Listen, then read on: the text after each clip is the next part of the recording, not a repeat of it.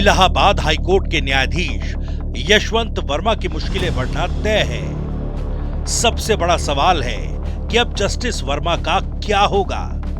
क्या वो इस्तीफा देंगे या संसद में महाभियोग की कार्यवाही का सामना करेंगे। दिल्ली हाईकोर्ट के पूर्व न्यायाधीश और फिलहाल इलाहाबाद हाईकोर्ट में तैनात यशवंत वर्मा के घर से 14 मार्च 2025 को करोड़ों रुपए कैश मिले थे। उनके सरकारी आवास में आग लगने के बाद वहां भारी मात्रा में रखी नोटों की गड्डियों में आग भी लग गई थी। इस मामले में केंद्र सरकार न्यायाधीश यशवंत वर्मा के खिलाफ संसद में महाभियोग प्रस्ताव लाने के विकल्प पर विचार कर रही है। सूत्रों के मुताबिक जस्टिस वर्मा के खिलाफ आगामी मॉनसून सेशन में महाभियोग प्रस्ताव लाया जा सकता है। दरअसल न्यायमूर्ति वर्मा के दिल्ली वाले सरकारी आवास में भारी मात्रा में जली हुई नकदी मिलने के बाद सुप्रीम कोर्ट ने जांच समिति बनाई थी। समिति की रिपोर्ट में उन्हें दोषी माना गया है। हालांकि रिपोर्ट के निष्कर्षों को सार्वजनिक नहीं किया गया। सूत्रों के मुताबिक तत्कालीन सीजेआई संजीव खन्ना ने न्यायमूर्ति वर्मा को इस्तीफा देने के लिए कहा था, लेकिन उन्होंने इनकार कर दिया। इसके बाद तत्कालीन सीजेआई संजीव खन्ना ने राष्ट्रपति और प्रधानमंत्री को पत्र लिखकर न्यायमूर्ति वर्मा के खिलाफ महाभियोग लाने की सिफारिश की थी। जस्टिस वर्मा के खिलाफ महाभियोग की कार्यवाही कैसे आगे बढ़ेगी, इस पर आपको विस्तार से बताएंगे। लेकिन पहले भारत में न्यायाधीशों पर अब तक चले महाभियोग का इतिहास आपको बताते हैं। सुप्रीम कोर्ट या हाई कोर्ट के न्यायाधीश के विरोध में महाभियोग और निष्कासन की कार्यवाही अब तक 5 बार की गई है। अनुच्छेद 124(4), 124(5) के तहत सुप्रीम कोर्ट न्यायाधीश को राष्ट्रपति हटा सकते हैं। हाई कोर्ट के न्यायाधीश को अनुच्छेद 217 के तहत राष्ट्रपति हटा सकते हैं। संसद के अभिभाषण के बाद राष्ट्रपति निष्कासन आदेश जारी कर सकते हैं। न्यायाधीश को हटाने के प्रस्ताव को संसद के दोनों सदनों का विशेष बहुमत चाहिए।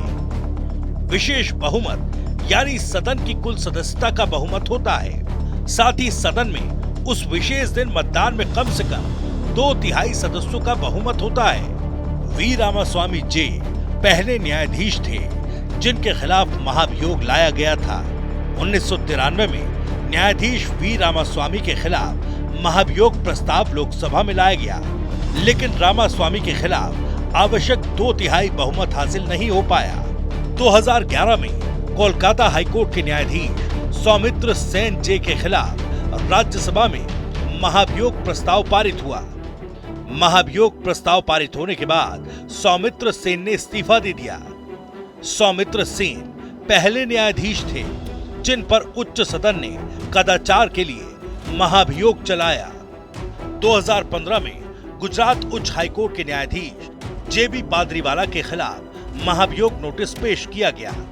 राज्यसभा के 58 सदस्यों ने आरक्षण के मुद्दे पर आपत्तिजनक टिप्पणी के लिए पादरीवाला के खिलाफ महाभियोग नोटिस पेश किया।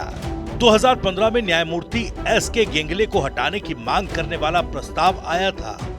राज्यसभा के 50 से ज्यादा सदस्य न्यायमूर्ति एस.के. गेंगले के खिलाफ प्रस्ताव लेकर आए थे।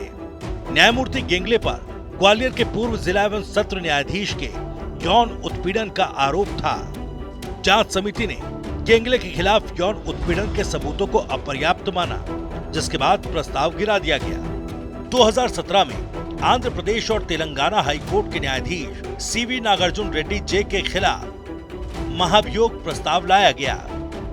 राज्यसभा सांसदों ने न्यायाधीश रेड्डी जे के खिलाफ कार्यवाही शुरू करने के लिए प्रस्ताव पेश किया। मार्च 2018 में विपक्षी दलों ने सीजेआई दीपक मिश्रा के खिलाफ महाभियोग प्रस्ताव लाने के लिए एक मसौदा प्रस्ताव पर हस्ताक्षर किए थे। जुलाई 2011 में सिक्किम हाईकोर्ट के चीफ जस्टिस पीडी दिनाकरन जे के खिलाफ महाभियोग की तैयारी हुई। राज्यसभा के सभापति ने न्यायिक पैनल गठित कर भ्रष्टाचार, भूमि हड़पने और न्यायिक पद के दुरुपयोग की जांच की, लेकिन जस्टिस दिनाकरन ने महाभियोग शुरू होने से पहले ही इस्तीफा दे दिया। अब सवाल ये है कि घर से मिली जली हुई नकदी के केस में इलाहाबाद हाई कोर्ट के जस्टिस यशवंत वर्मा का क्या होगा।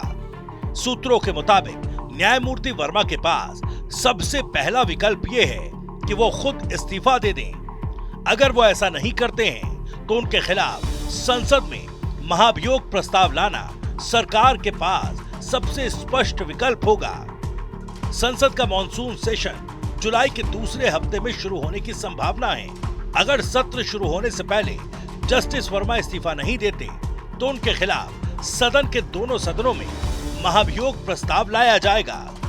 राज्यसभा में महाभियोग प्रस्ताव लाने के लिए कम से कम 50 सदस्यों के हस्ताक्षर आवश्यक होते हैं। वहीं लोकसभा में कम से कम 100 सदस्यों का समर्थन जरूरी होता है। दिल्ली में जस्टिस वर्मा के सरकारी आवास से भारी मात्रा में कैश मिलने के बाद उन्हें दिल्ली हाई कोर्ट से वापस इलाहाबाद हाई कोर्ट भेज दिया गया था।